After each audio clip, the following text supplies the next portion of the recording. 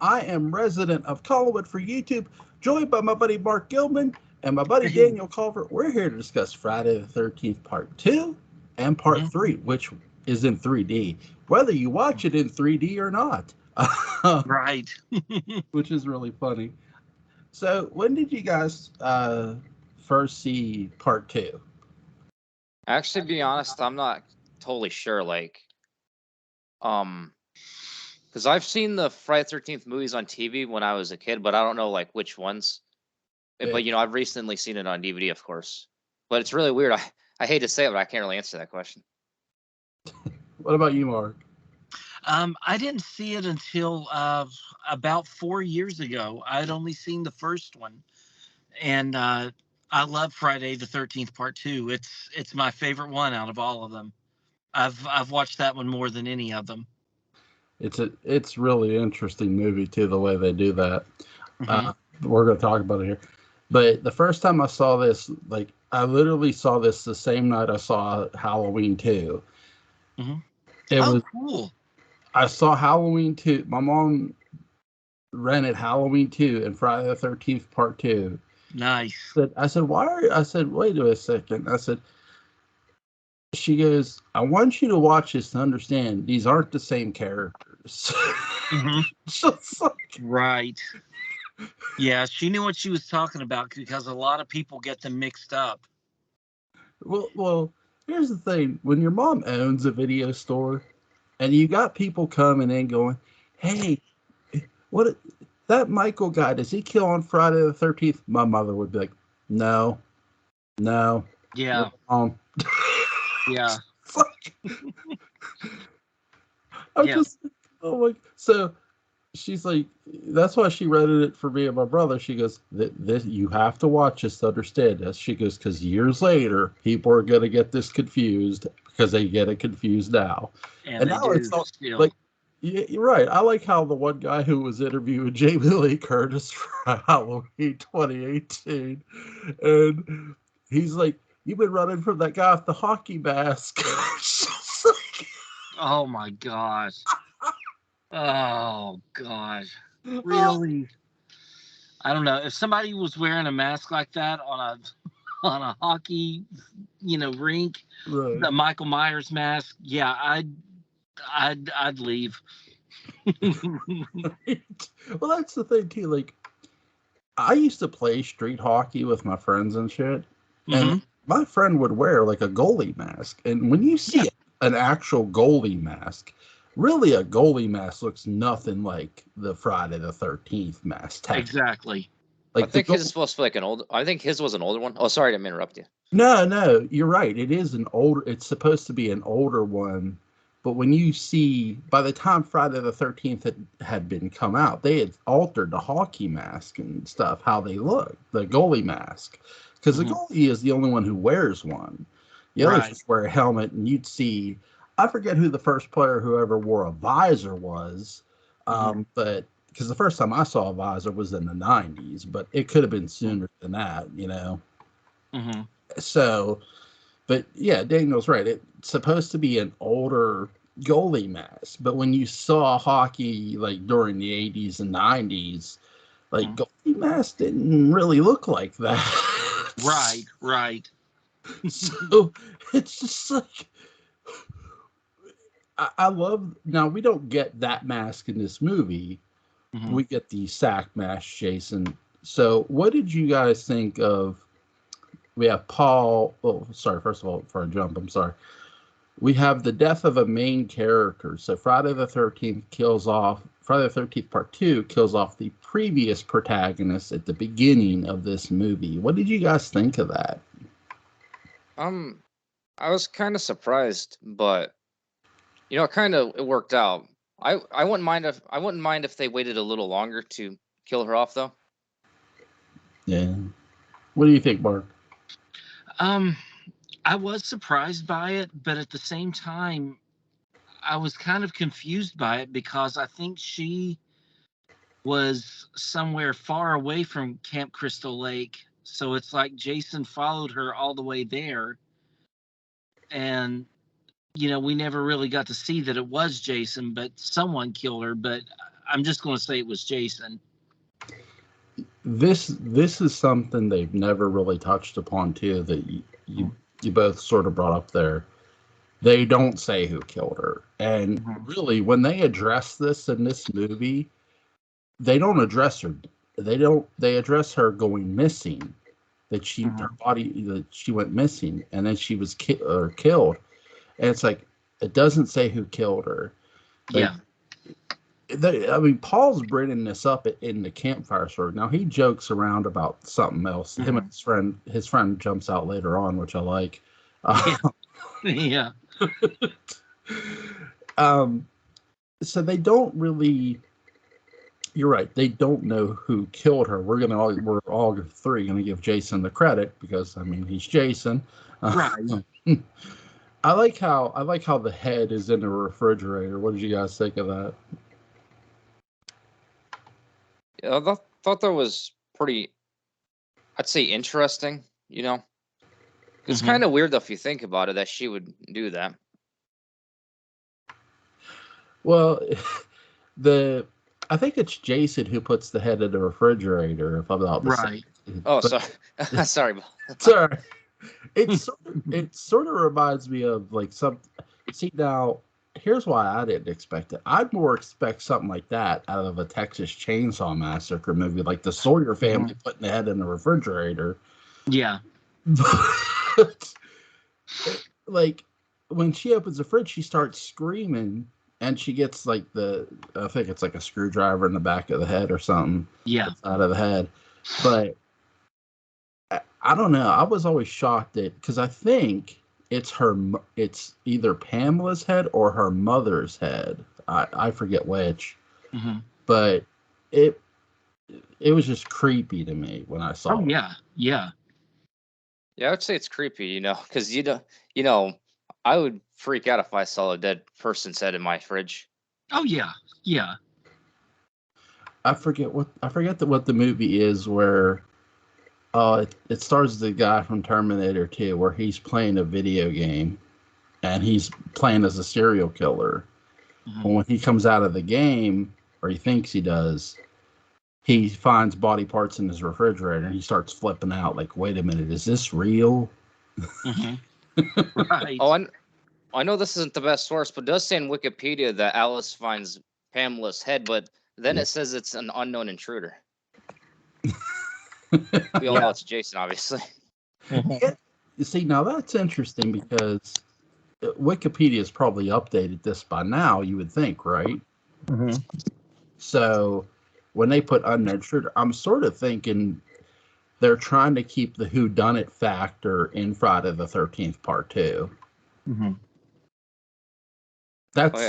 That's I know that's like an old movie, but because again we're being introduced as Jason as an adult, and yes, the seeds were laid in the previous movie for Jason as an adult, because what the girl says at the end of the first one, for those who don't know, is then he's not there, you know, because the sheriff goes, we didn't find no boy in the lake. Well, you're not going to find a boy in the lake. It's 19 freaking 80. He wouldn't be a boy anymore. Right. You know. So, and I mean, when a body dies in a lake, they generally float. So. Oh, I actually found a way my response could probably make more sense. I hope if people forgive me for my response, but if you think about the head being her fridge, could be a hallucination too. That's true. Yeah. That's true. Because you're right, because she's been thinking about that. There's a dream sequence in Friday the 13th Part 2 about her cutting off Pamela's head. Oh, that's true. So, right. Yes, I just fixed my own error. Yeah, you're fine, dude. Listen, I cover Dark Shadow. You guys know this. I cover Dark Shadows. I goof up all the time. It's all good. So we're introduced to a bunch of characters. Paul, I want to say the girl's name is Amy in this. I know it's Amy Steele. Jenny. Jenny, yes, thank you. But And some say she's the best protagonist in the Friday the 13th franchise. What do you guys think of Jenny? I would say, I personally would say Alice is a little better, to be honest, but I'd say she's a close second. Sorry, go ahead. She even faced Jason. She was like the first person to. Well, yeah, I'd say so. Yeah, because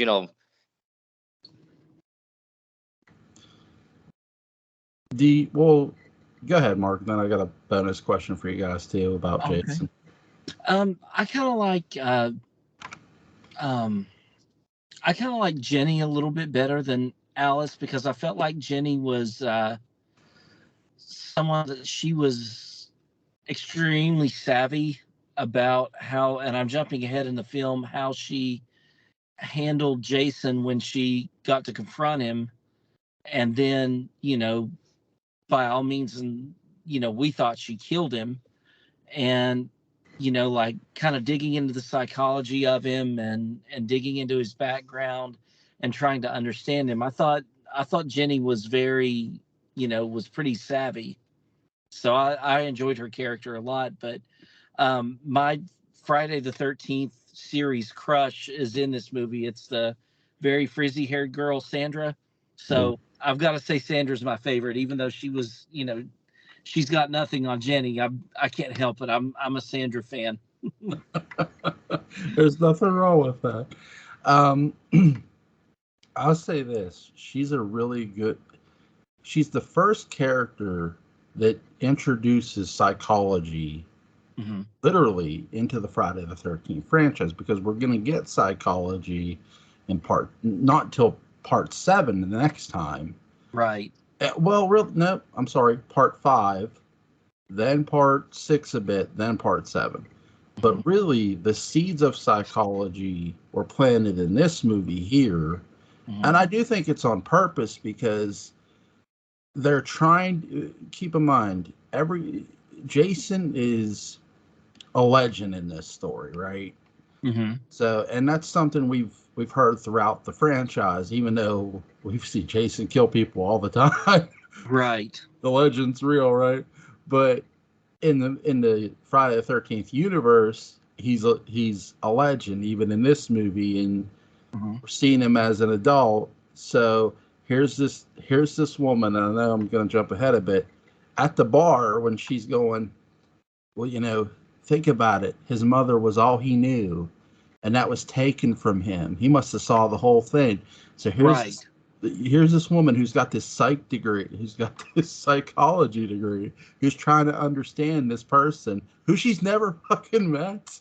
And it's like, it's beautiful as hell, because when you hear that, you're sort of like, yeah, she's got a point. And it makes, I'll say this, the writing of this movie's good, but the writing for the protagonist is a lot better for this movie than the first one. Oh, yeah. Yeah, I think Alice is a good character, but I think because the first movie with Alice, you know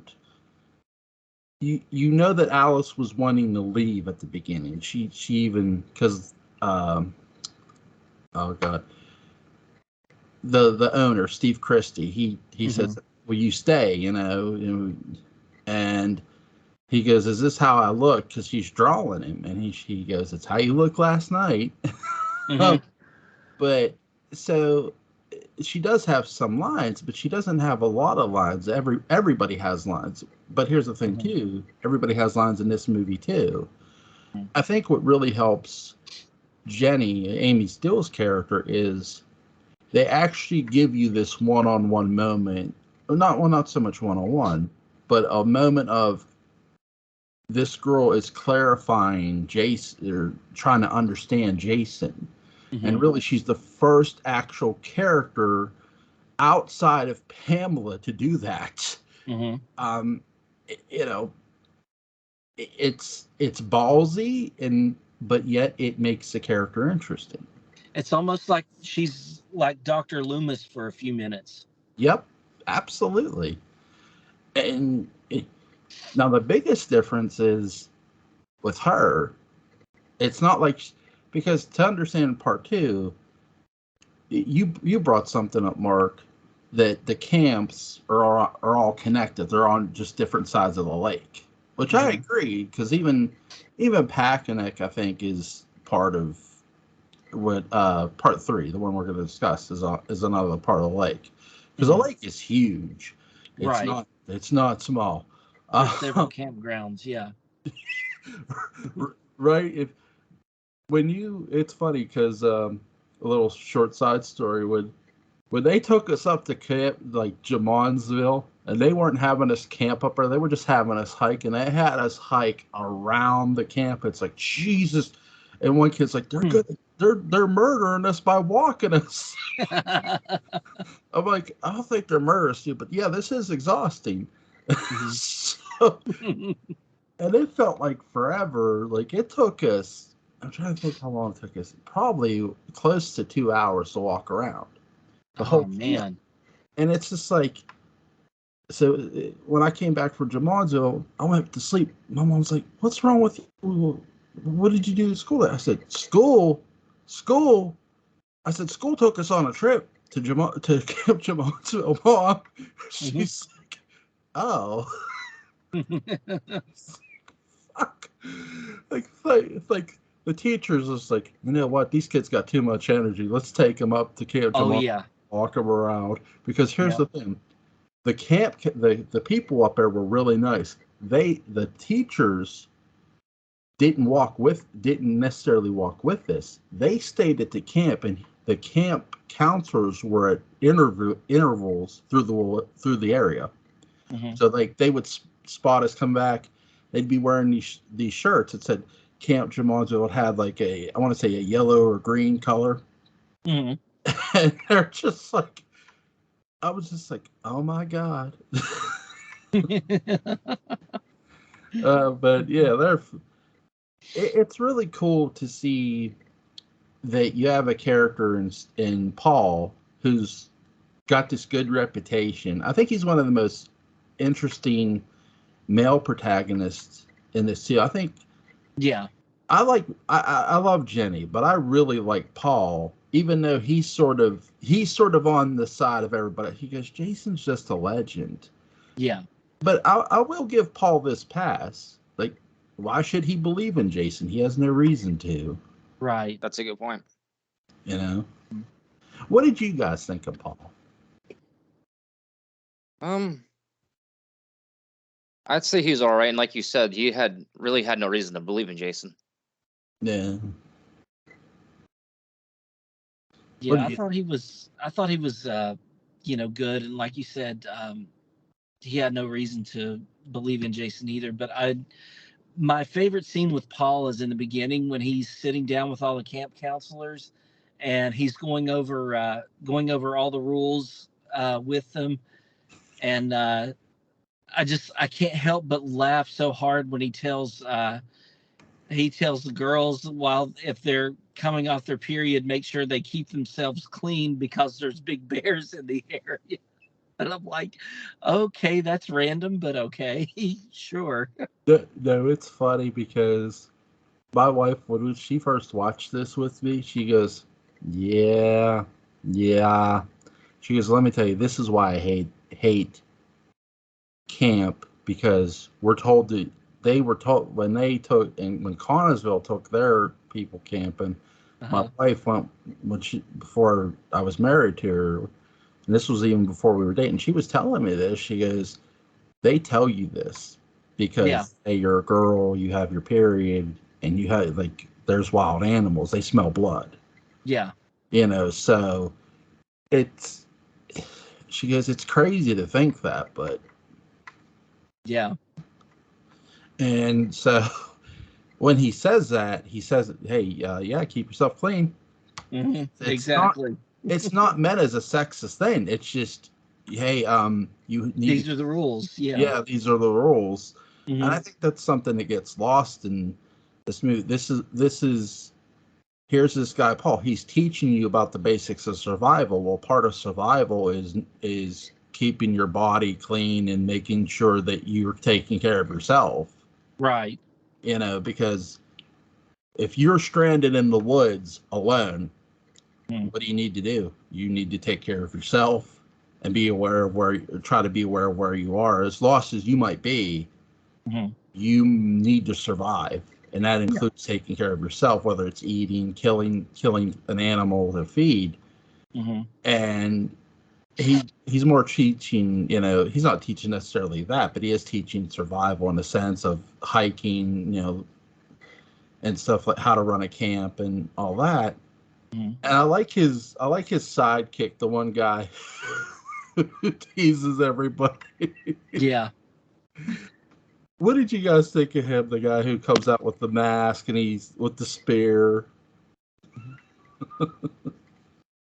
I don't really have an opinion on him, to be honest. I liked him. I thought he was likable, and I was surprised because usually the loudest one, and I guess the big joker is usually one of the first ones to go, and he survives the movie. Right. He stays at the bar halfway through the movie and doesn't return to the camp, so he does survive. But yeah, I liked him. I thought he was funny. Right. Usually the comic relief is not long for horror. Right. Like, I'm with you. I thought, man, I'm thinking when I saw this dude, I'm thinking, yeah, he's not going to be around too much. And I was glad I was wrong. Yep. Like, there's characters like in movies and games, you're like, yeah, don't get attached to that character. Yes. Then when That's you true. find out you're wrong or something, it's like, oh wow, you're shocked, right? So I'll give you a good one, even though she dies later on. There's this character in Alien Isolation. I call her Princess Problem Glasses because she wears thick glasses like mine. She's this lawyer. She's this legal lawyer. And she goes, I've never went on a spacewalk. Like, she's cutting promos. I've never went on a spacewalk. I'm thinking, God, this character, like, and then she injures herself in the course of the spacewalk because there's an explosion. And I'm just like, oh, thank God. I'm like, please don't bring this character. And then she's like alive. I'm like, damn it. Why? Like, why? Then she gets killed later. It's like, justice. It's like, but yeah, because she betrays you in a sense, but not you directly, but pretty much she's there to protect the alien. And it's like, really, you're here to protect the 7-foot murdering alien. Jackasses. But exactly. Like, the murderers of space need protected. Because why? Just reasons. Yeah. Just like Jason, he needs protected. But no. But he I like the fact that they got this when he doesn't, the fact that he stays, the reason they don't come back right away is because they, even after Paul and Jenny leave, he goes looking for another bar. He says, hey, is there any after hour places? So that's why it explains why they don't come back right away. But I know I'm jumping way ahead. But to go back, I'm surprised you got a guy in a wheelchair in this movie, which was shocking me. I'm thinking, they're not going to kill the guy in the wheelchair. And he got one of the best deaths ever. Right? What did you think? What did you think of his kill, guys? I was actually surprised they killed him too, but I'm not sure if I don't want to praise the death of a wheelchair person, Right. Yeah, so I'm not really sure how to say. I did like how, like, he fell down the stairs, when he was, after he got killed. Yeah. What did you think, Mark? Oh, I thought it was great that, I mean, it was good because, I mean, someone in a wheelchair, it's like you think, typically they're off limits, you can't, like, they may get hurt or something like that, but you're not going to kill them. And they were like, we'll do this, it's almost like he dies a double death. He gets the machete to the face, and then like his wheelchair goes down all these flights of stairs backwards, and he just like tumbles down like all these flights of stairs. So it's just like, we're playing by our rules. Yeah. And there, no one is safe. We don't care. We don't care about your differences. No matter who you are, Jason is going to kill you. So I love that about this movie. Yeah, Yeah. that shows that Jason. Sorry to interrupt you, but that shows that No, you're Jason good. is. That shows that Jason is like an actual dangerous antagonist. Mm-hmm. Absolutely. And I think too that in part 7, when you watch the part 7 and they're doing the recap, which this is fun. In part 7, they're doing the recap and they show the guy in the wheelchair the same sequence, like him going down the steps as the guy's talking, and the guy doing the voiceover is the guy who plays Crazy Ralph. So Oh, neat. so when you go back and watch part 7, Mm-hmm. listen to the voiceover. It's actually the actor who played Crazy Ralph. They do so crazy. The actor who played Crazy Ralph does come back in the franchise, just not literally in a sense. But Oh, neat. so that's a little fun tidbit for you guys. If you ever when we do Oh part yeah, 7 we'll get there.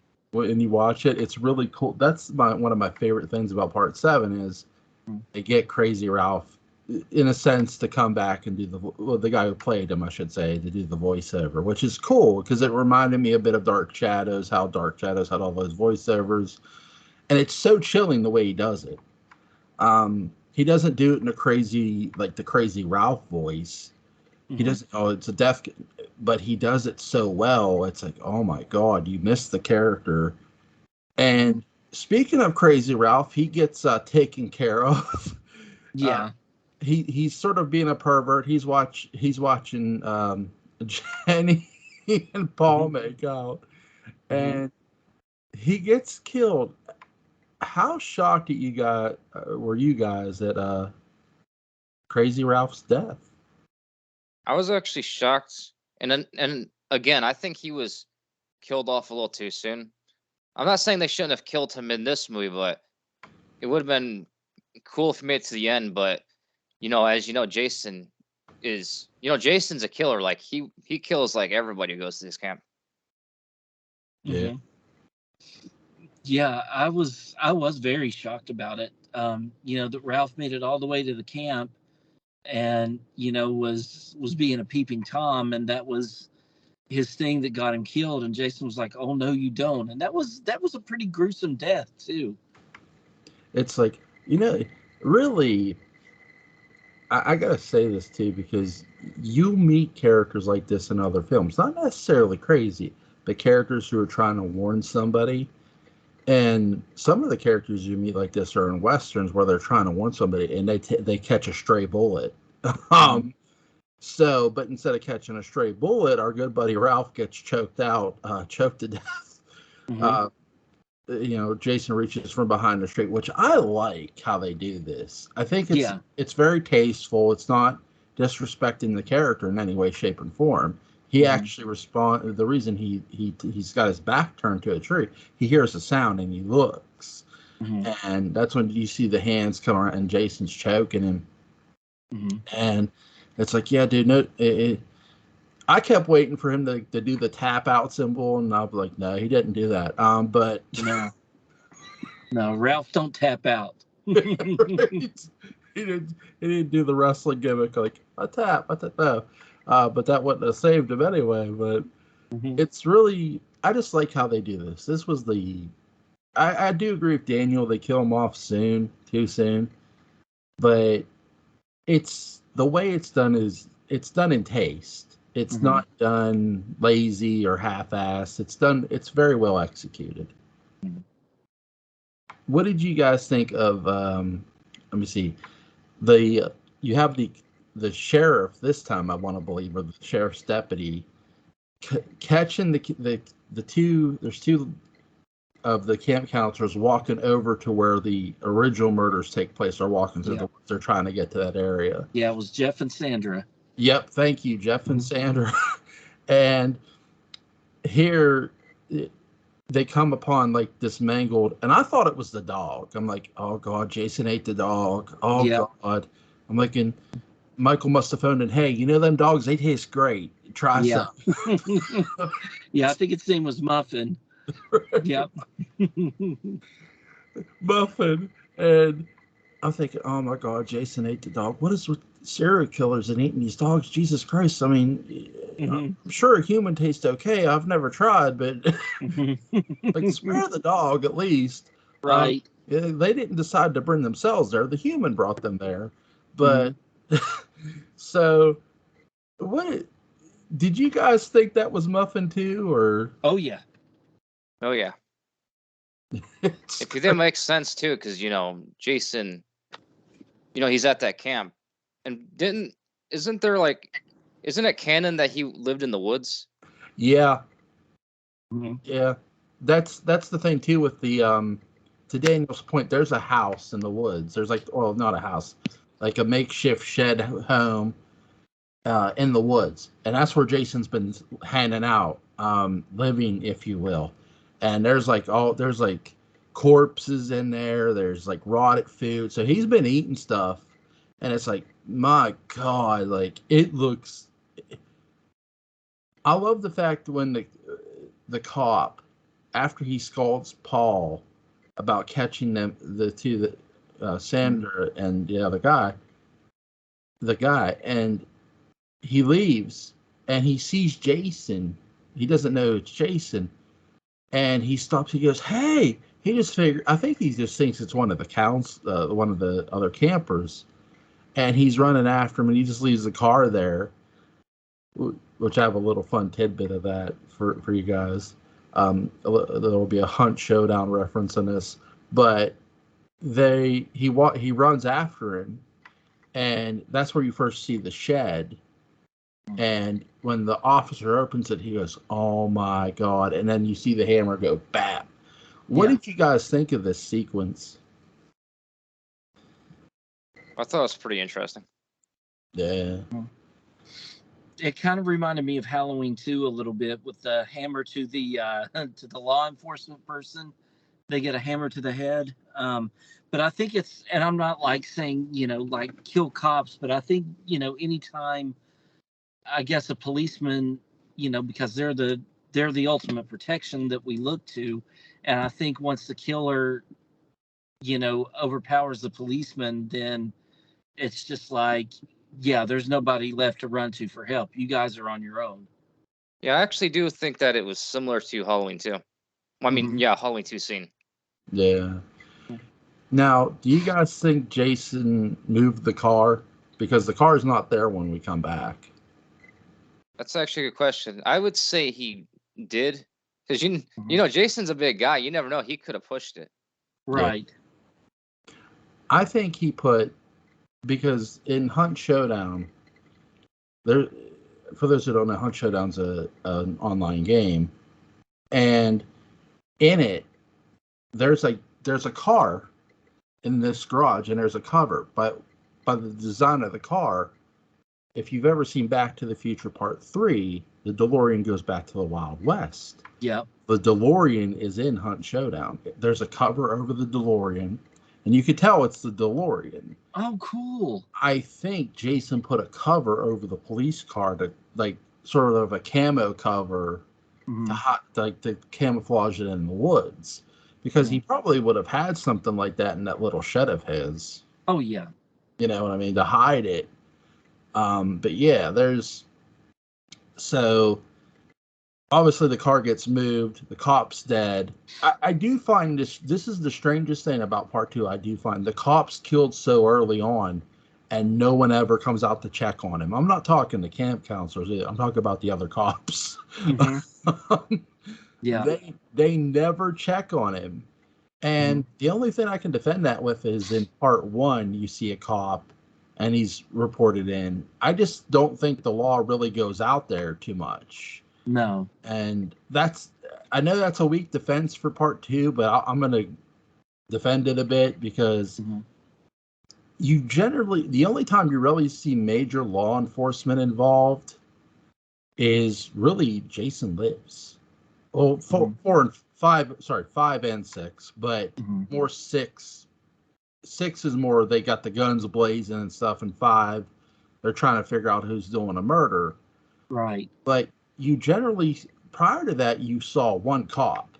You would see one cop in the movie, and it's just like, I'm also forgetting 4. Sorry, I'll remember everything. I promise. But so for part 2, you see the cop die. No one looks into his death or nothing, and I like how Paul handles like the punishment. He does give them a punishment. The cop was wrong here, and it's like Paul goes, "Oh, and for our wanderers, they volunteered to stay behind." And I'm thinking, "Oh shit!" Like, I wasn't expecting him to do that, but he does it, and it makes you love the character more for it because it's like, "Hey, you are supposed to listen to me." And I think Paul more felt it was more of a betrayal to him than anything else. Yeah. Because Paul chose all these people.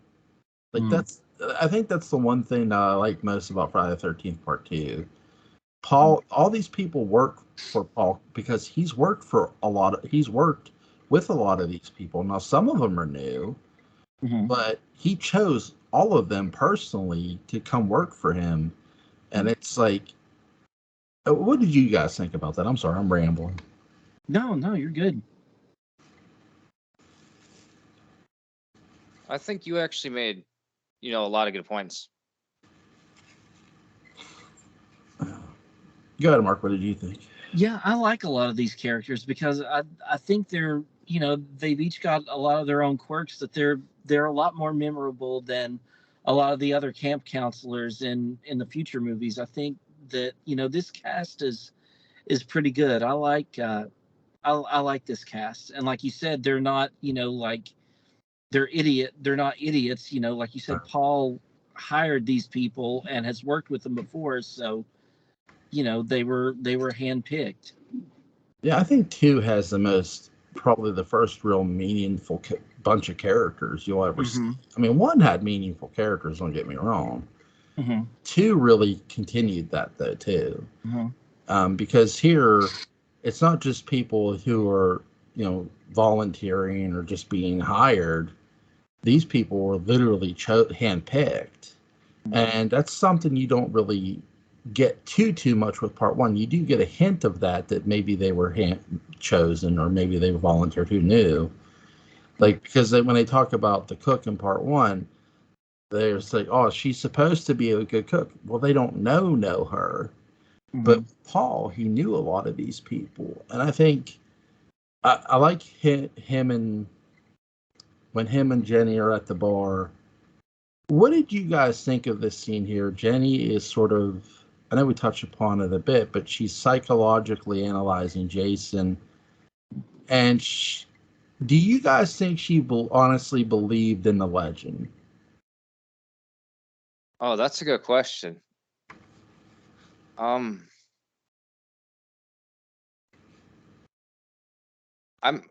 gonna go with. Oh man, I'm not sure. Oh yeah, sorry about that. Okay. No, you're okay. You're good, dude. I think she did. Yeah. And I think she felt some I think she felt a level of compassion for him and was like trying to understand him and get everybody else to understand him too. And like I said, it was a very Dr. Loomis moment where she was describing I guess like his mindset and giving us a little bit of a background because we thought Jason had drowned and was dead. And then, she says, well, what if he saw it and, this is how he's lived. This is what's going through his mind. And I really enjoyed that because I mean, a lot of what she said played out because, one of my favorite moments and things that they put in this movie was Pamela's severed head and that shrine in that little shed out of nowhere. That was creepy. And the fact that he would kill the bodies and drag them there, like kind of like like a trophy for her, like to get her approval. Yeah.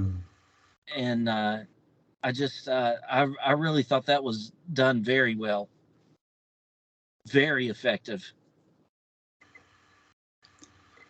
What did you think, Daniel? I agree with Mark, and yeah, I'd say, you know what, I think she believed. Yeah, I agree with him. I think she believed. Yeah, I'm with you both on this now. I'll give a little fun tidbit for this too. Could you imagine if when Willie brought Barnabas all those prostitutes to drink the blood of, if he would have kept the bodies? Oh yeah. Yeah. Like, I'm gonna put him in Josette's room. Why not? Right, exactly. just take him upstairs. We don't need Maggie Evans. I can just got all these bodies in here now. Exactly. Oh my god, that would have been crazy, but that doesn't happen. But just have a little fun with it. But there, I agree with you both. She really, she not only believed it, but you both brought this up. She tried to wrap her head around it, and really, I can't say Paul didn't do that, but I think Paul is, again, he has no reason to believe Jason's real. There's no proof Jason exists outside the legend, outside the legend of the drowning, really. And really, what really sort of supports Paul's belief too, to a degree, is, well, if they're mistaken about the drowning, what else are they mistaken about? You know, like, how can, you want me, if you're wanting somebody who honestly doesn't believe in the legend of Jason prior to all the murdering that ever happened up there, I'm talking all the sequels we're going to talk about later on. But if you're really wanting someone to believe in Jason, how do you even begin that approach when there honestly has been all this legend that hasn't been concretely proven? Oh, did he drown? Didn't he? They don't know, but they did say in the first one, hey, a boy drowned up there. Well, here's the thing, and I give credit, shout out to another friend of mine, Butch Rosenbaum. When we did our Friday the 13th, he brought this up. Well, there's many definitions of drowning. Like, you drowned, you don't just die. You could be resuscitated back to life, get CPR. So maybe Jason did drown and get mouth to mouth and get brought back to life. And just Pamela just never got over the shock of it all. There is that possibility. So again, there's a lot of again, I can't wait for the Friday the 13th prequel, because there's a lot to play with there. Oh yeah, I agree. So just in psychology alone of it, but so I know we're all three excited for that one, but and we will talk about that eventually and give our predictions later on, not in this video, but in another video later on. What did you got, Jenny? So everybody who stayed behind got 86 real fast, in style, we'll say. What did you guys think of the kid? Well, actually, Jason with a butcher knife. I think this is where Jason looked a little Michael Myers-esque with the butcher knife. What did you guys think of that kill? Oh, I thought it was awesome. Yeah. Yeah, same. Yeah. I like how he's laying in bed and he just sits up and she's like, ah! And he's coming at her. It's really, Friday the 13th Part 2 has really great dark tones to it. Really great suspense. And what did you guys think of all that suspense? I thought they did a good job with the suspense. Yeah. Yeah, and one of the things that this one did, I mean, it doubled the number of cast, but I think that, so we got double the number of kills in this one. But, I thought the characters were really well written out, and it was very creative. Like, one of my favorite was Jeff and Sandra, their death scene where it was he used the spear and killed them both at once, and put a spear through the bed. Yeah. and got them both at once. And I thought they were very creative, and this was a very, very worthy sequel. And I thought they improved on the characters. I loved expanding the lore of Jason, and then like the whole thing of him. Um, when Jenny puts on the sweater, that was amazing. When she confronted Jason and was speaking to him as his mother, I thought that was a really good moment. And there was, like you said, just a lot of tension because there were a lot of people here, and Jason was very, very savage. And I'm one of the ones that I prefer sack face, like sack head Jason. I think it's scarier. It's more mysterious. You just don't know what he looks like underneath there. You know who would be a great Pamela Voorhees, and she's the right age too for it. Would be Laura Parker. Mm-hmm. Like that voice of hers, like if she goes to do a voiceover for Pam, my God. Yeah. You know. Mm-hmm. Have you ever? I know you're. Real quick, Daniel. Where are you on the Dark Shadows episodes? Because I don't want to spoil too much for you. I I'm actually the next one I'll watch is 295. Okay. They're when you get back to 17, when you go back to 1795, they're going to introduce a character named Angelique, who's played by Laura Parker, and just her voice. That woman is pure talent. I mean, Yeah. Mark can vouch for this too. Mm-hmm. Okay. I won't spoil. We won't spoil anything for you because you got a journey ahead of you, my friend. But, just really, really great actress. But would make a great Pamela. I mean, her Southern accent, you know, it would just fit. But so when Jenny and Paul come back, they come back to the cabin's a mess, and Jenny defends him. They wouldn't have left it like this. There's just some really good tension here. The lights are out. They find the blood. I love Paul's like, these kids smoke better dope than I do. Like that is like the greatest tension relief line, but it's not much because like the tension builds back up real quick. Oh yeah. I love Jenny's lines here because she goes, Paul, there's someone in this room. Like she can feel it. Like there's like why are the lights out, you know? The lights just didn't just go out for nothing. And she goes, Paul, there's someone in this fucking room. And here's Jason. Yep. Popping up. What did you guys think of that sequence?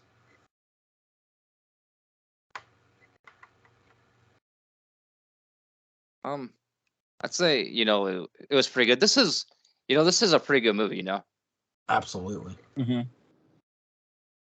Yeah, I thought it was really, really great. And the whole chase thing of him and Jenny and Paul, but mostly Jenny, I thought it was great because, I mean, she didn't have a lot to defend herself with. And there's that famous pose of her holding the pitchfork, Yeah, that was pretty cool.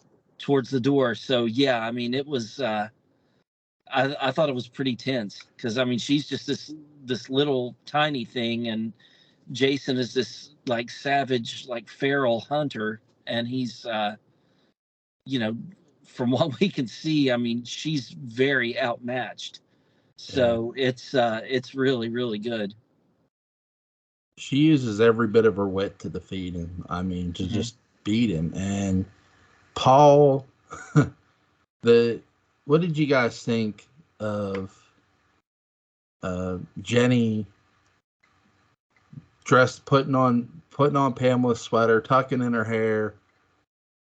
The voice, she does an amazing. The actress did an amazing job. I mean, throughout. But what did you guys think of that sequence? I actually thought it was pretty creative, and it was actually smart of her to do. Yeah, because that was the only way that she could beat Jason. She had to outsmart him because, I mean, there was no way she could go toe to toe with him, and meet him and beat him physically.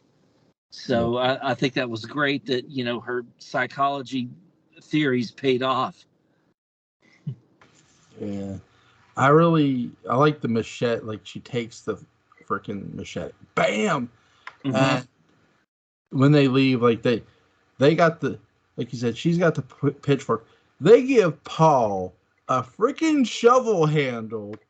Yes, Mhm. let's give the man the most piece of shit weapon you could find. Like, remember that thing on Facebook, Daniel, where they said your birthday month is your weapon? Yeah. Like, and like, poor Daniel got a stick, I got a tank, and I told Daniel, "Don't worry, man, I got your back. I'll cover for you." I'm like, what the? Yeah. Like, that was just crazy. I'm like, whoever designed this thing, they rigged it so somebody would get a poor choice. Like, Mhm. it's Oh yeah, sure. deliberate. It's deliberate. It's like, I swear, if November would have gave me a stick, I'd have just typed, "Go fuck yourself." Yeah, No, exactly. like, yeah, I'm walking in. Nobody is walking in with a stick against Jason unless you're No. Willow and your stick is magic. Yeah, exactly. But that's that's what it reminded me of too when I saw it today. As I saw the shovel hand, I'm thinking, who in their right mind gave Paul a shovel hand? Mhm. But here it's Muffin. Muffin did not get eaten by our buddy Jason. Right. And so they say. And here comes Jason through the window. The screen goes white, as it tends to do in Friday the 13th movies, and Jenny wakes up. Where's Paul? Where's Paul? He's Mhm. okay. So here's my question to you guys: did Paul really live? Oh, I'm not sure.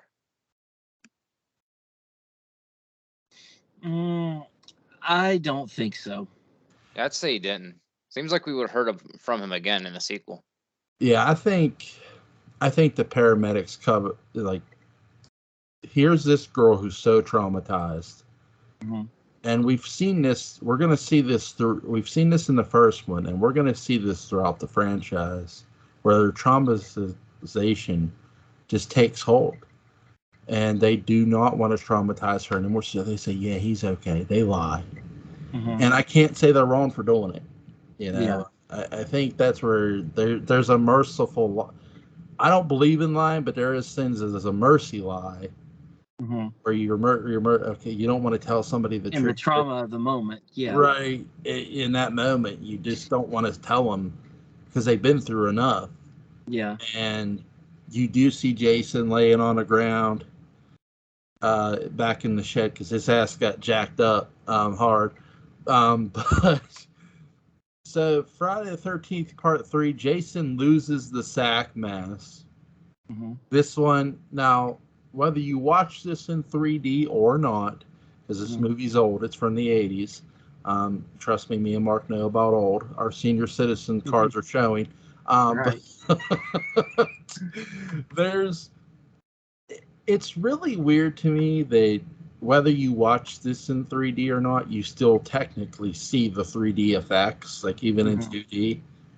And I get why. I mean, it's an old movie, but what did you guys think of that? Whether it's in 3D or 2D, you see it.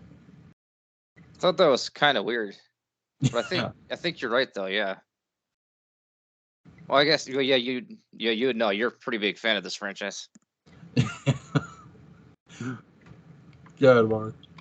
All right. First, I'm going to go back to one thing on part 2, and then I'll come back to 3.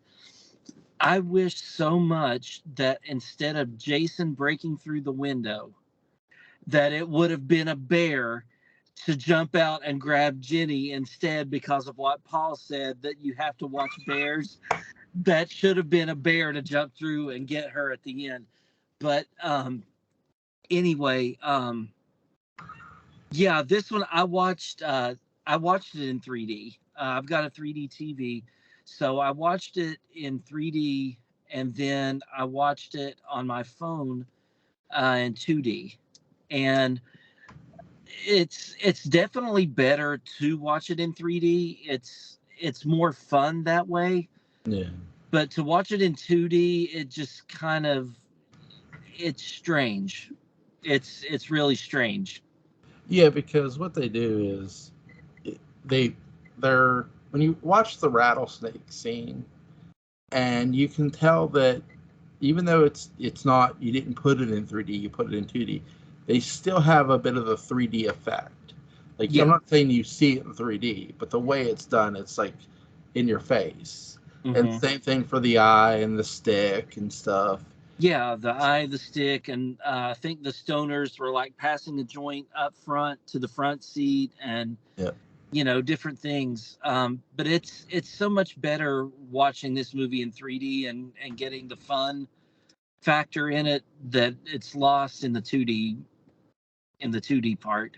Yeah. So you meet a character, a young girl who, Chris, who had to, what you don't realize, she's coming. Well, sorry, I'm jumping, but after two, you see this couple, this who own this store, and this guy's picking through food, and this his wife. I love how he's just holding this rabbit in his arms, Yeah.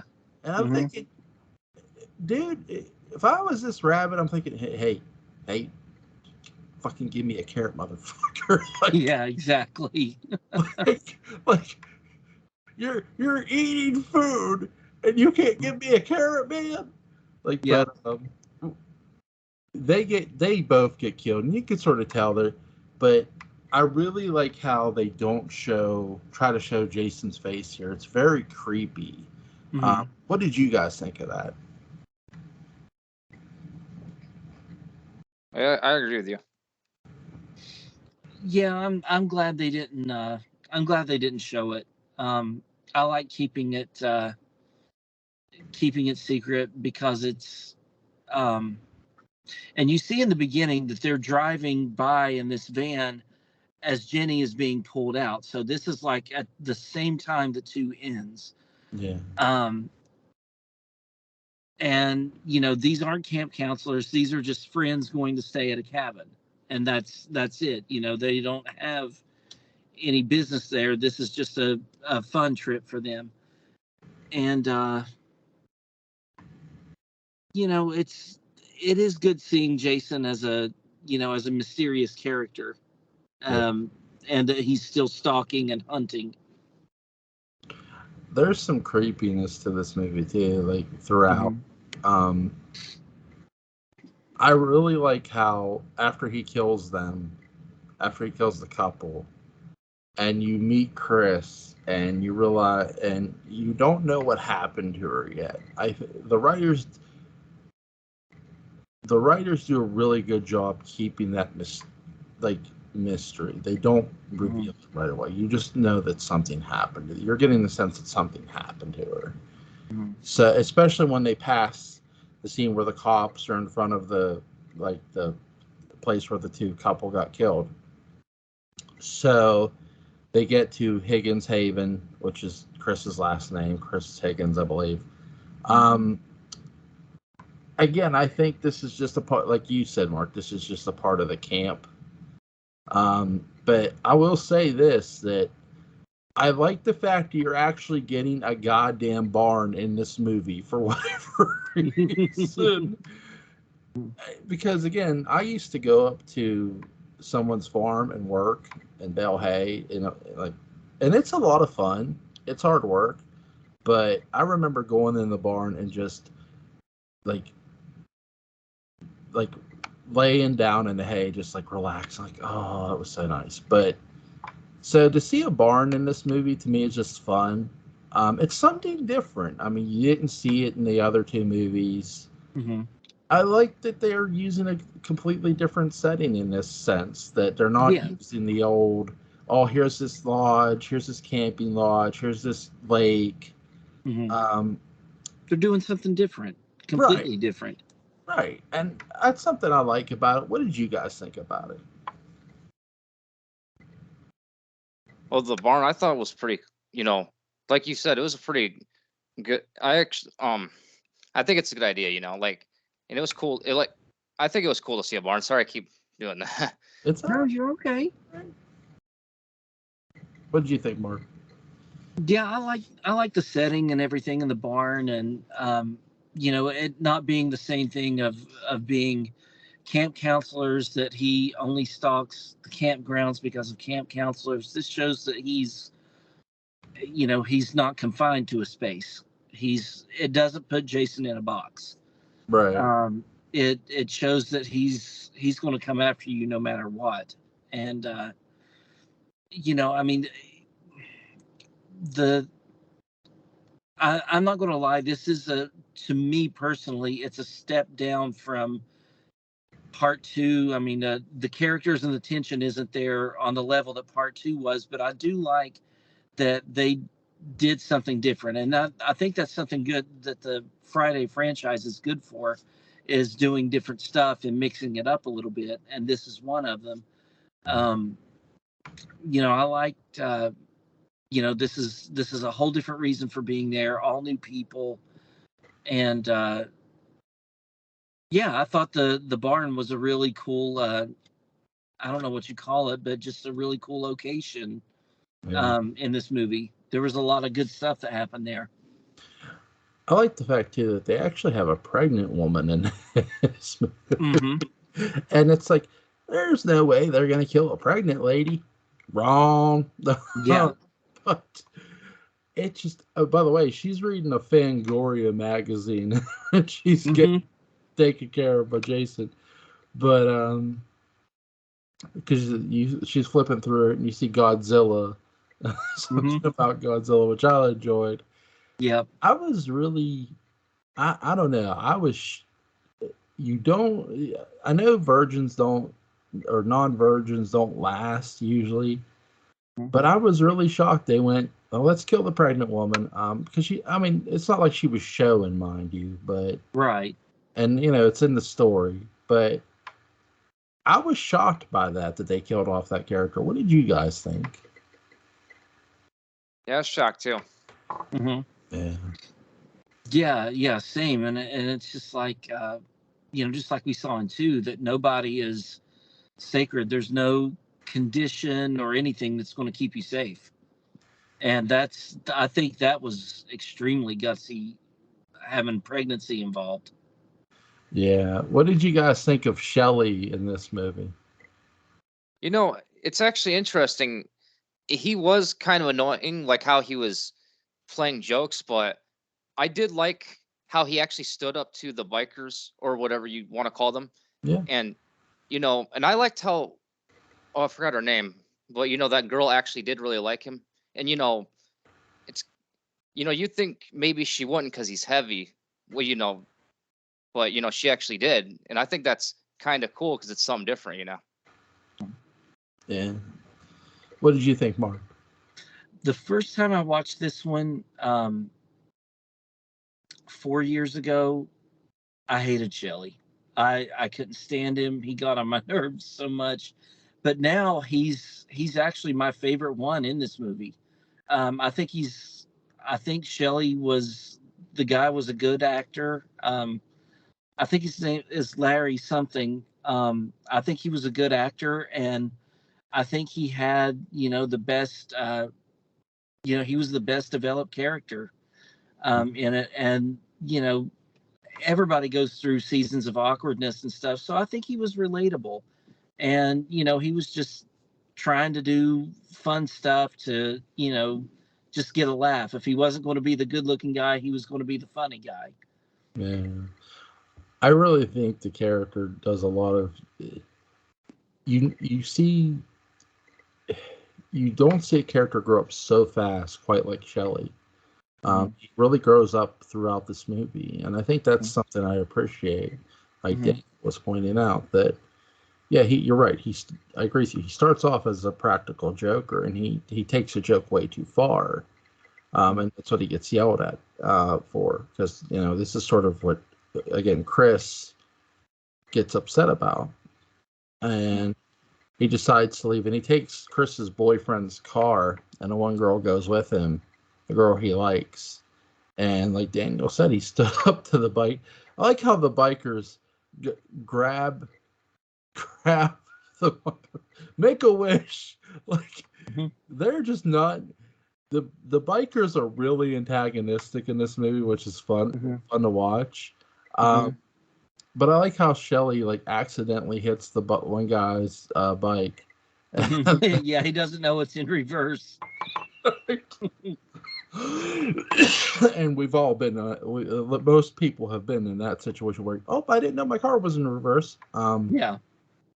But he accidentally hits the bike, then he puts it in drive, and the guy takes his chain and he just starts beating on the car and breaking the glass, and then he runs over the bike and the guy gets out the way, and Shelley and her are like celebrating. I think this is just, it's a great redemption scene, but for Shelley. Oh yeah. You know? And Shelley could have, I'm sorry, go ahead. No, what did you guys think? I'm sorry.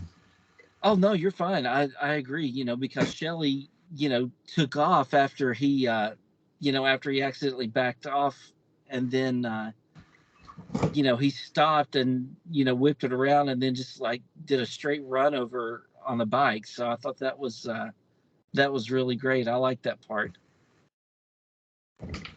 Yeah, I like that part too. I know you usually ask what our favorite scene is, but that's mine, when he stood up to the bikers. Yeah, that was pretty awesome. What's your favorite scene, Mark?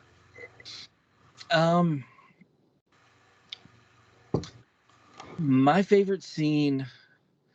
Okay, I'm gonna have two. Okay. My favorite scene when I watched it in 3D was at the end when the axe goes into the top of the mask, because that crack stays there in the other movies.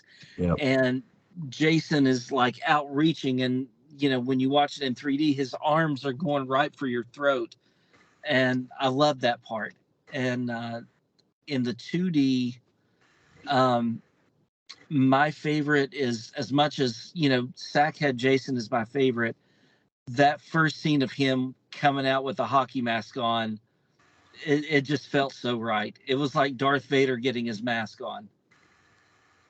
Very nice. What you guys? I didn't ask this, but what is your favorite scene from part 2? My favorite scene, I would say when, she goes and sees, Pamela Voorhees' head. Yeah. It's kind of creepy, and it also shows like, how everyone says Jason's a mama's boy, and that's sort of his character. It kind of shows how much he loved his mom. He's willing to keep her head. Yeah. What's your favorite scene, Mark, from part 2? I want to say it's the part where Jenny puts on the sweater. Yeah. And kind of psychs him out. So I really enjoyed that a lot. Cool. In part 3, after Jenny and Rick leave, Rick is Jenny, Chris, and Rick leave, because Rick's car is messed up by the biker gang. So Chris and Rick leave, and the biker gang comes to play. There's some creepy scenes with Jason where you see Jason creeping out from behind the bar and they don't show his face. And one of the creepier ones, and this is what I always found strange about this movie, Jason is standing in the window in the house, and the guy clearly sees him. Yeah. And he just, I don't get why he never, my only real out of this is that he thinks it's Shelley. Yeah. That's the only thing I can explain. What did you guys think of that scene? I'm not really sure, to be honest. I think that's a good point, because Shelley was very desperate for attention and for a girlfriend, and I think that Chris was looking pretty good in her bikini, so I think that would make sense that he would think that Shelley was looking out the window at her, and Yeah. and he just kind of dismissed it. Yeah. I do think there's a lot of creepy tone to Friday the 13th Part 3. Again, I agree with you. It's sort of it's a downgrade to what 1 and 2 were, but it is its own good little movie. Oh yeah, I agree. You know what I mean? I really liked. I give you my favorite scene for both these movies. 2, I like the fact that we get the introduction of Jenny. The fact that character was created for 2. And they had a female character beat Jason with her wits was really important.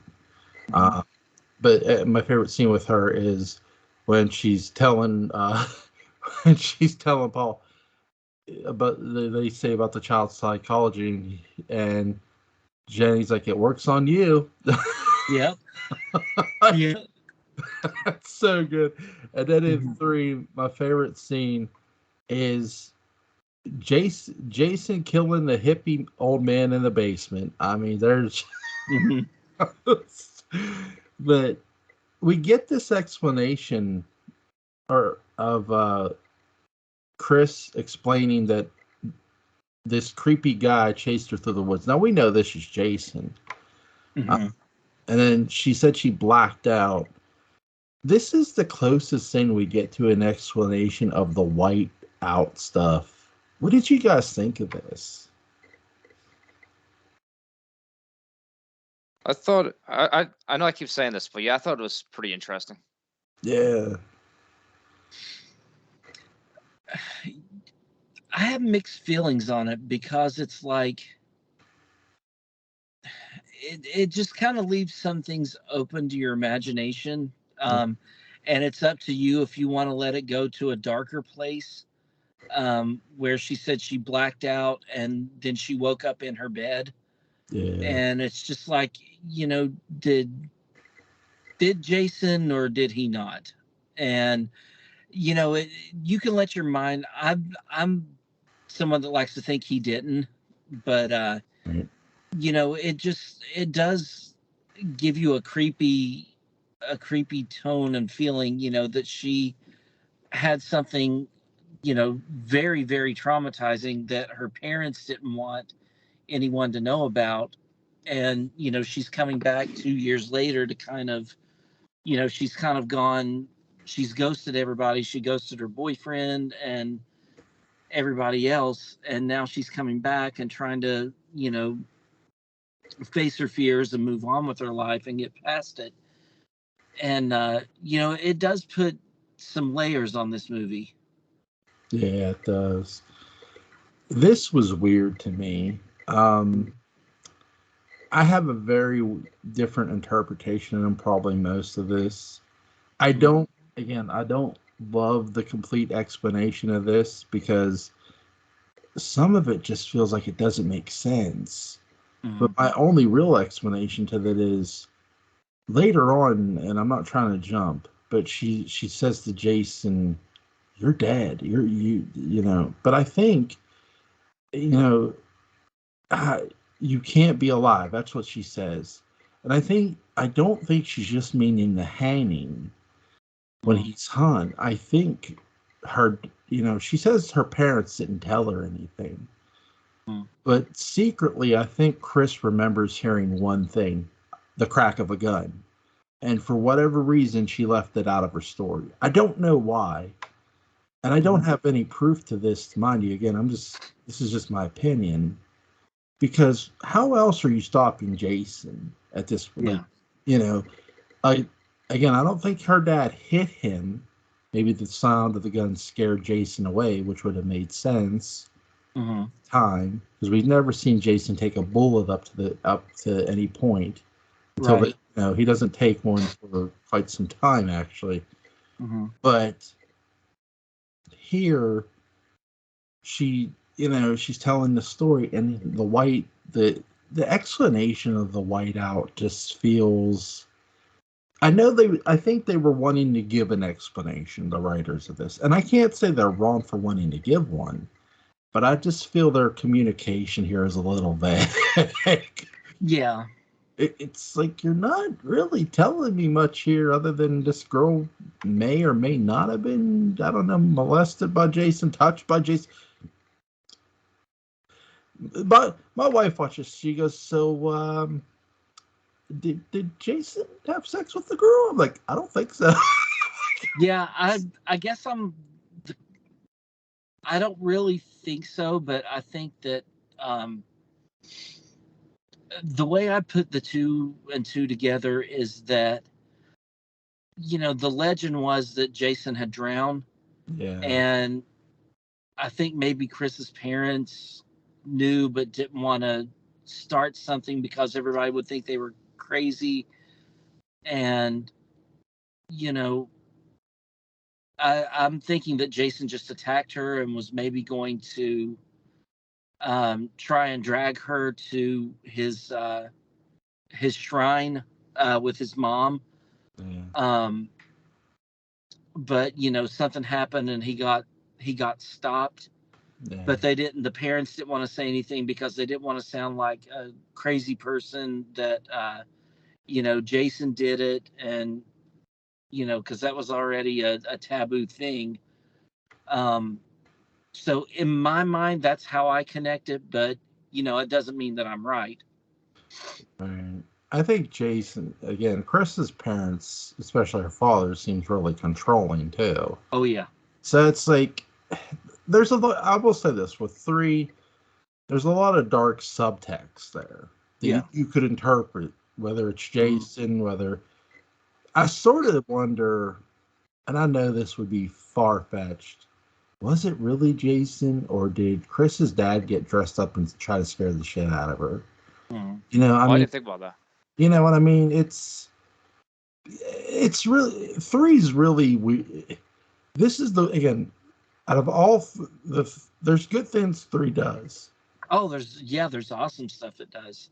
Like the Jason getting the hockey mask. So we're going to talk about that here next. But I want to touch on this because this is the most darkest thing in the movie here. Yeah. Not the kills, this scene. And not necessarily because of Jason, but because she says about her parents, and it's just like, well, wait, like, how do you know it was really, like, that could have been anybody? Like, I mean, it sort of looks like Jason from the back, but I'm not so sold. It's like, is it? Isn't it? And I think the filmmakers have said it is, but it's like, yeah, but her dad sounds like a really weird person. Like, yeah. Just by the story she was telling, like, oh, my dad's mad at me. I'm thinking, your dad's mad at you for staying out? Like okay, like, yeah. It's really weird, but I don't know. You guys got any additional thoughts about this scene? I'm sorry, I'm talking too much. Oh, no, I think you made a good point. You never know. That could have been her dad. Yeah. Yeah, it leaves a lot up to you to fill in the blanks. Yeah, it does. Yeah. Yeah. And so Shelley, we don't see Shelley's death, which is amazing. We do see Jason coming out with the hockey mask. He's got the gun. Yeah. What did you guys think? We finally get introduced to Jason Voorhees wearing the hockey mask. Well, I thought it was awesome. That's right. Yeah. That was pretty incredible. I remember smiling the first time I saw it because, like I said, it felt like in Revenge of the Sith when Darth Vader got his mask on finally, and that's how we see him going forward. I loved it, and that was a pretty awesome kill with the spear gun straight to the eye and knocked her back in the lake. Yeah, somebody needs to take this exact scene, transport it back to 1967, and say, "This is how you shoot a gun, Barnabas. See this." Yeah. Yeah, that was a good shot and a good fake out, because I mean it was just it was neat because Jason's a pretty big framed guy like Shelly, so in the dark I could see how she would get confused. Yeah, she says Shelly. At first, I think she says Shelly, and Yeah, he goes, "Oh, you're not Shelly. Hey, what are you doing? That's dangerous." Like, lady, that ain't like you're dead. yeah, You're dead. And yeah, again, I love when we finally see Shelly. It's sort of sad. You see his throat slit. yeah, It's, I think, even though it's off camera, and then you see his body. It's one of the most, because the hippie opens the door, and mhm, there's Shelly, like he's like, like he's trying, yeah, he can't, mhm, and it's like, no, no, dude, this is not a joke. This, yeah. he ain't playing. um, what did you guys think of Shelly's death? Oh, yeah, I agree with you. Like it's, well, I mean, yeah, it was pretty brutal. Yeah, he had his throat slit, but I could see Jason killing someone that way. Yeah. Mhm. What did you think, Mark? Like I said, the first time I watched it, I was so glad, and I was like, "Yay!" But after that, now I think of it, and it's just sad. I feel badly for Shelley, and he was just wanting to, be liked and to feel liked, and it was just sad. They found him when it was too late, and we got to see his last moments, and you know they didn't know if it was a joke or not, and it's just sad. So Rick and Chris come back. Um, Mhm. Rick leaves her outside, like he's in a rush, and he gets killed for his troubles. He gets tossed through the window, and we have a showdown between Chris and Jason Voorhees. What did you guys think of their epic clash? We'll say. Oh, I thought it was pretty good. Yeah, I'd say epic would be the right word. Mhm. I like the. I know we skipped. Accidentally skipped over the bikers dying, but the bikers early on drain the gas out of the van, and I like how this is after Jason's been stabbed in the leg, and like Mhm. Jason is hobbling along trying to freaking chase the Mhm. van is one of the funniest sequences ever. I'm thinking this van's gonna run out of gas, and I'm thinking, here's Jason, he's still hobbling. I'm thinking, girl, you can get out and outrun this dude. Like Exactly. he's gonna collapse here with that leg. Mhm. like Oh yeah. like just channel your inner, Usain Bolt and run. Just go. It's all Mhm. good. But no, Jason gets there. I really like the fact that the fight sequence in the barn is really good between Chris and Jason after Yes, the it was. hanging. I think it's really well choreographed. The bikers, by the way, the one girl gets stabbed, and you see the pitchfork, like she Mhm. gets stabbed in the neck. The one guy gets killed too, and he gets stabbed, and then the one guy gets clubbed in the head. He does. This is what shocked me. I think Jason thought he killed this guy when he clubbed him, Mhm. but he doesn't. And we see the guy get up and get his arm taken off and then killed. Right. Again, just the whole scene, and this allows Chris the opportunity to brain Jason with the axe. And as you pointed Mhm. out, Mark, this is where we get the crack in the mask. Yeah. Um, Mhm. we see this crack throughout the movie. The last time we see it is in part 7 when the mask is destroyed. Mhm. What did you guys think of this whole the axe in the head? I thought it was awesome. Oh yeah. Yeah, it Abs- was great. I I enjoyed this fight sequence in the Mhm. barn. It's just really cool. I think, for I know, again, I agree with what you said, Mark. The movie's a bit of a downgrade, but again, there are some good moments in this movie. It's Oh not. yeah, there's some great stuff to this one. Yeah, it's not. I think the most disturbing thing is the dark undertone of Chris's story. But Yeah. if you can screen past that, you'll be just fine. Yeah, and really, if you can, even if it's with those like the red and blue ones, because that works. If you can watch, if nothing else, that ending fight scene in the barn with Chris and Jason, it's watching it in 3D makes it so much better, and it's a lot more fun and exciting to watch. Because, like I said, Jason's doing this, and it's like he's grabbing at you, and it's just the whole fight scene is just really intensified in 3D. Yeah, I put this on in 3D, and I was like, I can't see without these glasses. I said to my wife, I said, here, watch this movie in 3D for me because I can't see without these glasses. And I said, because it would make no sense for me to wear 3D glasses. She goes, all right, I'll do it for you. She goes, huh, Jason's trying to choke me.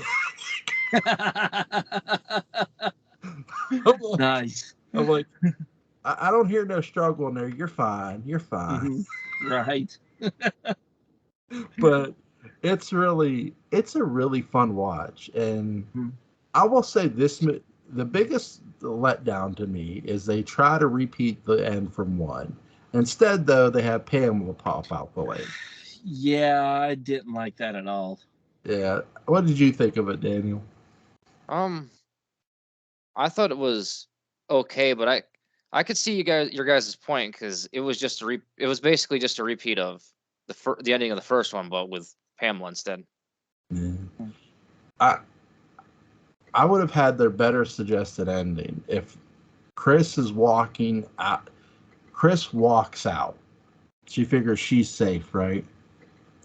And she gets near to the end of the path, and there's Jason standing there with the mask on and stuff. And then that's where he comes at it, and then she blacks out. It goes to white again. You could have had something better than what you did. I do. Again, I'm not criticizing them too hard because, again, by this time you're on your 3rd installment and you're trying to create some. Again, this movie's different from the second one, and that makes it fun. Yeah. But I do think you could have came up with a slightly better twist for your sequence. Let's do our ratings. What do you guys give Friday the 13th Part 2? Scale of 1 to 10. Oh, I would say a 8 out of 10. Mark. I'm gonna go 10 out of 10. It's my favorite Friday movie. I think I think for me it does everything right. The characters are great. The tension is great. The fight scenes are good. It's not a very long watch. For the most part, it's a daytime horror movie, which I love. And I think it's really, really good, and I think it really built on what the first one did. I do miss Betsy Palmer as the main villain, but seeing Jason as the villain for the first time was pretty cool. Yeah, absolutely. I'm a straight 10 for Part 2. I mean, it is. God, it's everything. The first one, it lives up to the hype. I mean, the first movie was great. This movie's great. Like Part 2. What do you guys give Friday the 13th Part 3? I'll give it a 7.5 out of 10. Yeah. If you watch it in 3D, I'll give it an 8. In 2D, I'll go 7. Yeah. See, I can't really watch it in 3D because my vision sucks. But I'll give this movie a solid 7.5. It again, the dark undertone really sort of like gives you, like you said, Mark, a lot of suggestiveness. It's great. 3 to me, and again, when we go through the rest of these movies, you'll see we'll get into. There's a lot of dark undertone. I mean, 4 and 5 especially. Oh yeah, because 4 there's an off-camera kill that we're gonna get into with 4, but that'll be next week hopefully. But is there anything you guys want to add before we head on out of here? Oh, with that ending with Part 3, do you think maybe like Pamela coming up from the lake. You think that maybe that was supposed to go somewhere? Like maybe they were gonna bring her back as a spirit or something? Well, I guess they did I guess in a way they did in Freddy vs. Jason, but not really. Well, I mean, you know what I mean. But maybe like if they were gonna have, you know what I mean. Maybe she was gonna be more important. I do think. I think if they would have had Betsy Palmer come, like, actually not jump out the lake, but maybe standing on the shore with the spear gun and reload it, it would have had a really different effect than jumping out the water. Because, again, you could have had the same one, you're dead, and then when the spear gun comes at her, she wakes up. Oh, yeah, that's true. I agree with you, Pamela. If you're gonna have Pamela, great, have her. Get Betsy Palmer, contact her. I'm sure if you'd have paid her the money, she'd have did it. Oh yeah. But unfortunately, they don't. I do think they could have. Maybe they were building to something like that. Maybe, but they don't really. It doesn't pay off the way they did it in 3. It doesn't pay off the way it did in the first movie. Right. Not just because it's not Jason, but because you're going back to going in the water. Everybody has seen the first movie. You know what's coming by now. Mm-hmm. I sort of touched. I know we're not to the remake yet, but I touched upon this in the remake when I did one of my first reviews of the remake. Was Jason jumping out of the water is the worst cliche now, because you're expecting him to jump out the fucking water. Why not pull? Why not? They're in the car and the girl gets grabbed, and then it turns to white, and the boy does wake up, and his sister's gone, and there's the police arresting him. They don't know it was Jason. They arrest him. They think he murdered everybody. Jason's just, look, if Jason's just a legend, again, we've talked about this. How do you prove a legend is real if you've never seen it? That's true. You don't. You could say anybody killed those people up at that campground. It's not like Michael Myers, where it's based in a town and everybody sees Michael walking around, right? Okay, well, there's Jason. He's a legend. No one's actually seen Jason and lived to tell about it. Right. But when you have people go up there and go missing, and then have people go up there and get killed, and here's this boy has this troubled past, who are you going to arrest? Are you going to go try to track down a phantom, or are you going to arrest who's in front of you? You're going to arrest who's in front of you. But right. I think, again, that's coming out of the water has become Friday the 13th's worst cliche. Yeah.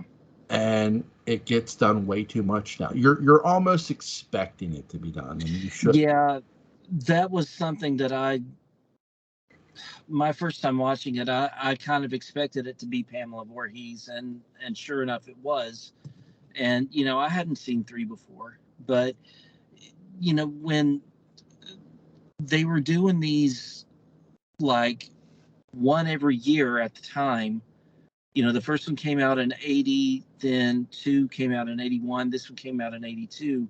And this one, I think they were focusing more on the 3D thing and getting the 3D shots right. Yeah.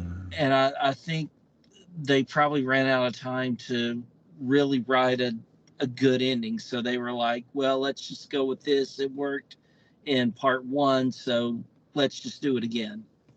It's what it felt like to me, kind of rushed. Yeah. I do think the ending could have been especially what they came up with could have been better. Again, the movie's good. It's entertaining. Yeah, absolutely. Very satisfying. But sometimes a twist in a movie can be like, did you really need to do that? Yeah. No. But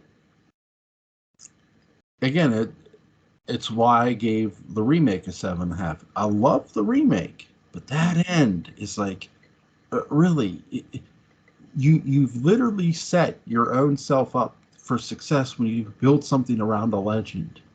Mhm. It's what are people trying to prove today? Oh, Bigfoot's real. Mhm. Okay, how do you do that without producing a body? I don't know, but because anything you put on camera, what it gets disputed, Mhm. no matter what. So even if you did capture Jason on camera, would it be disputed? Hey, that could be anybody in that hockey mask. Oh, that's true. You know, it's that's one of the best things about the Friday the 13th franchise that it has over Halloween. Michael isn't built off of a legend. Michael is built off of him killing his sister. Jason is just built off of a legend, and you could literally do a lot of things with that. That Friday the 13th. Again, I know we're all excited for the prequel, and I can't wait for it. We're going to discuss it here sometime in the near future before too long.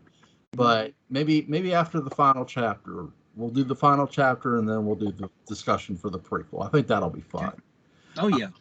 Before we continue with the rest of the movies, but so is there anything you guys want to add before we go on out of here? It's actually interesting you mentioned the thing with Bigfoot, because I saw an article, I think it was on crack.com, I'm not sure, but apparently the iconic photo of Bigfoot was some guy in a costume. Yeah, they were saying about this years ago that the guy in the Bigfoot costume was an actor for Planet of the Apes Part 2. Mm-hmm. That the costume designer for Planet of the Apes Part 2 made that costume. Now, I could see that because that costume designer was really, really good. So I could see that. Again, I don't know. You know, I'm not, I have no idea. But it's anytime you base something around a legend, it's always more interesting because now you have to separate what's legend and what's actual fact.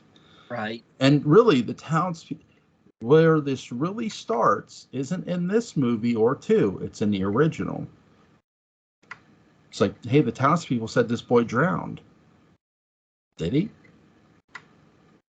We don't know. But